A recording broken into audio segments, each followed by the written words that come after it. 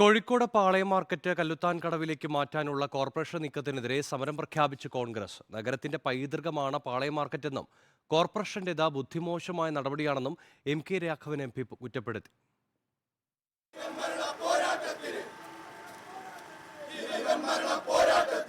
പാളയം market മാറ്റിസ്ഥാപിക്കാനുള്ള നീക്കത്തിനെതിരെ ഭരണ പ്രതിപക്ഷ തൊഴിലാളി സംഘടനകൾ ഒറ്റക്കെട്ടായി രംഗത്ത് വന്നതോടെയാണ് യൂത്ത് കോൺഗ്രസിനെ മുൻപിൽ നിർത്തി കോൺഗ്രസ് സമരം പ്രഖ്യാപിച്ചത്. മാർക്കറ്റ് മാറ്റിയാൽ തൊഴിൽ നഷ്ടത്തിനും വരുമാന നഷ്ടത്തിനും കാരണമാകുമെന്ന് തൊഴിലാളികൾ പറയുന്നു. 5000-ലധികം വരുന്ന തൊഴിലാളികളിൽ ഹിതപരിശോധന നടത്താൻ കോർപ്പറേഷൻ തയ്യാറാകണമെന്ന് എം.കെ. രാഘവൻ എം.പി. ആവശ്യപ്പെട്ടു.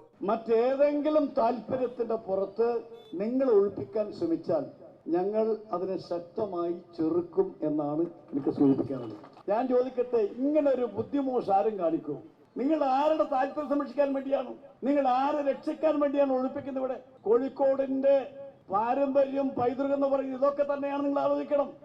ഞാൻ നേരത്തെ സൂചിപ്പിച്ച പോലെ പാളയം മാർക്കറ്റ്, SM സ്ട്രീറ്റ്, മാനാഞ്ചിറ, ഇതെല്ലാം കോഴിക്കോടിന്റെ പാരമ്പര്യമാണ്, പൈതൃകമാണ്, ഉയർത്തിപ്പിടിക്കാൻ സാധിക്കുന്ന കാര്യങ്ങളാണ്.